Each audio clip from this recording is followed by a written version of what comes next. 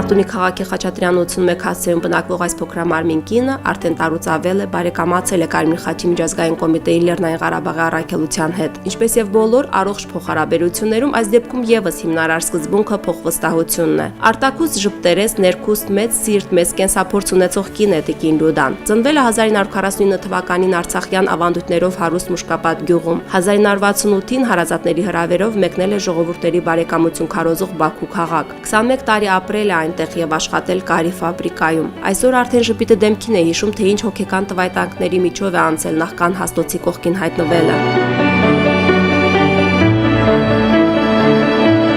Ինձ մտա գործի չի երկարել, ասաունտել լանչի գործանը։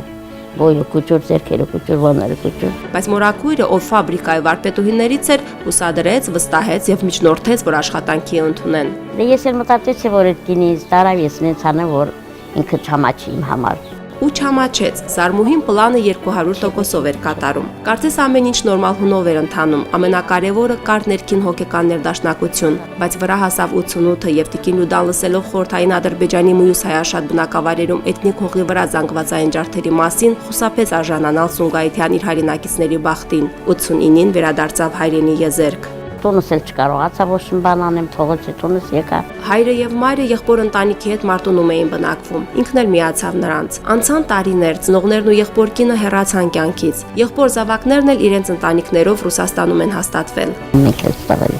մախբորս պահում են։ Հիվանդ եղբոր խնամքը 67 տարեկան երկրորդ կարգի հաշմանդամ կնոջ ուսերին է։ Ապրում է պետության տված թոշակով ու հաշմանդամության նպաստով։ Անցյալ տարվանից էլ դրանց գումարվել է Կարմիր խաչի Արցախի առաքելության ամենամսյա դրամական աջակցությունը։ Միայնակ կինը հիշում է անծանոթ ավետաբեր հյուրերի գալստյան բոլոր դրվագները։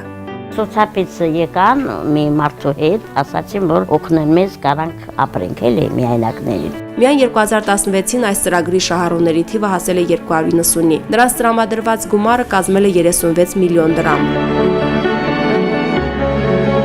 Իմաստը կայանում է նրանում, որպեսզի ամեն ամսվա վերջ այդ մարդիկ ստանան Ղարաբաղում հաստատված նվազագույն սպառողական զամբյուղի չափ գումարը։ Առաքելության ներկայացուցիչը մանրամասնում է, շահառուների ցուցակը պարբերաբար զտվում է, նախապես ուսումնասիրվում է յուրաքանչյուրի սոցիալ-տնտեսական վիճակը։ Իդեպ կարիքավորներին գտնելու հարցում միջազգային մարդասիրական այս կառույցին յուրովի օգնում են Արցախի իշխանությունները։ Բոլոր այդ ցուցակները ստանում ենք իհարկե աշխատանքի եւ սոցիալական հարցերով զբաղվող նախարարությունից։ Այդ նույն համագործակցության արդյունքում նաև պարզ է դառնում, թե ովքեր կարող են հայտնվել առաքելության աջակցության մյուս ծրագրում։ Խոսքը զինված հակամարտությունից դառը ժառանգություն մնացած ականներից տուժածների մասին է, բայց այս դեպքում ոչ թե պարզապես դրամական օգնություն է տրամադրում, այլ փոքր դրամաշնոր եկամտի հիմնական աղբյուր ստեղծելու նպատակով։ Կազմակերպությունը ինքը պոտենցիալ շահառուի հետ քննարկում ու կազմում է համապատասխան բիզնես ծրագիր։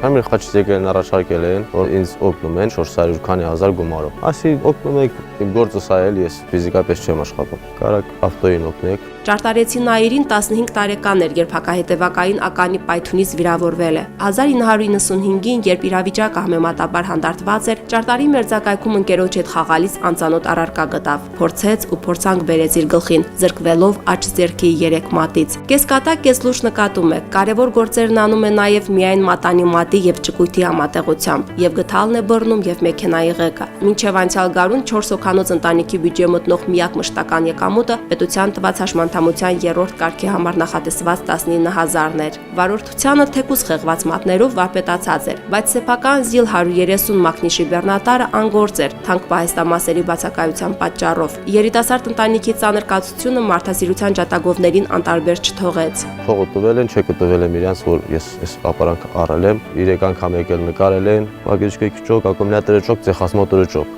Մենք հետևում ենք, որպեսզի գումարները իրականում նպատակին ծախսվեն ըստ բիզնես պլանի։ Ծրագրի նպատակը հակամարտության հետևանքներից տուժածների ընտանիքների մշտական եկամուտը գոնե 20%-ի չափով բարձրացնելն է։ Սկզբունքը ավելի հեռահար նպատակ է հետապնդում։ Երբ որ ընտանիքում կան երիտասարդ ուժեր, որոնք կարող են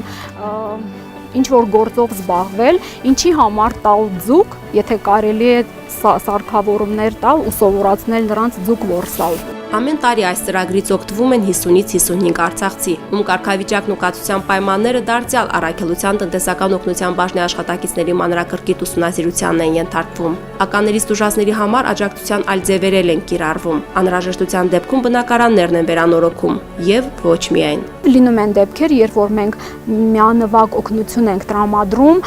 ոչ բիզնես ծրագրի համար, այլ զուտ բժշկական ծախսերը հոգալու համար, այն բժշկական ծախսերը, որոնք որ ուղղակիորեն կապված են ականի պայթյունի հետևանքներից։ Էթերի Մուսայելյանը նշում է, Կարմիր խաչի միջազգային կոմիտեի Արցախյան առաքելությունը մշտապես պրպտումների մեջ է։ Նպատակը պատերազմ տեսած մարդուն օր առաջ չքավորության հասնելուց փրկելն է։ 2-3 տարի առաջ թվում էր, թե կազմակերպության անելիքները գնալով նվազում են, բայց եկավ 2016-ի ապրիլը։ Անցյալ տարվա ընթացքում Կարմիր խաչի միջազգային կոմիտեի Արցախի առաքելության հնարավորություններն անհամեմատ աճել են։ Ապրիլյան պատերազմը հուշեց, պետք է պատրաստ լինել։ 2016 թվականին նաև այդ նույն պատերազմով պայմանավորված Կարմիր խաչի Արցախի առաքելությունը աշխատանքի լրացուցիչ ճակատներ ունեցավ։ Իրավիճակի շիկացման օրերին առաքելությունը սկսեց ուսումնասիրել քաղաքացիական բնակչության հասցրած վնասները եւ նյութական եւ առողջական։ Սկզբում Թալիշից, Մատաղիսից եւ Տոնաշենից տեղահանվածները առաջին անհրաժեշտության կարիքները հոգալու համար կանխիկ գումար ստացան կազմակերպությունից։ Հետո, երբ հարաբերական անդոր հաստատվեց, այս մարդիկ շարունակեցին մնալ կազմակերպության ուշադրության կենտրոնում։ Հայրենի օջախներ վերադարձած տոնաշենցիների ու մատաղիսցիների հանդեպ ցուցաբերած ուշադրությունը այլ նպատակ էր հետապնդում։ Ընդգրկել ենք նաև Մարտակերտ շրջկենտրոնը եւ սկսել ենք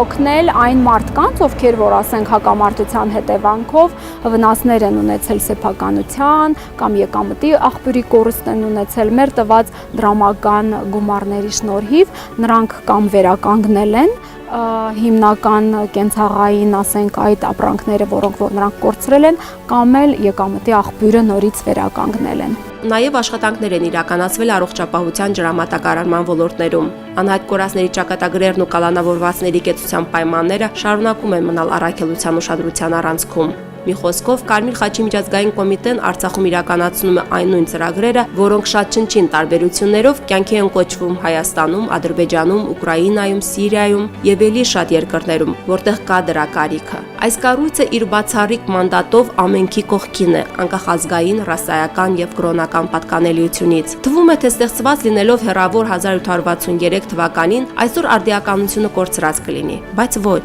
Կարմիր խաչին հավատարիմները ավելի են ուժեղանում, ավելի են մոբիլիզացվում, ավելի են օպերատիվ դառնում, որովհետև նրանք են, որ հակամարտության գոտիներում պիտի մարդասիրական իրավունք քարոզեն իրենց ամենօրյա հաճախ կյանքին սպառնացող աշխատանքով։ Եվ գուցե հենց դրանում է նրանց հաջողության բանալին։ Գուցե հենց այս անկողմնակալ, չեզոք, բոլորին նույն աչքով նայելու գործելավոճն է, որ վստահություն է ծնում նույնիսկ ամենաթերահավատների, ամենաանհավատների մոտ, որովհետև անկախ ամեն ինչից բոլորը մարդիկ են։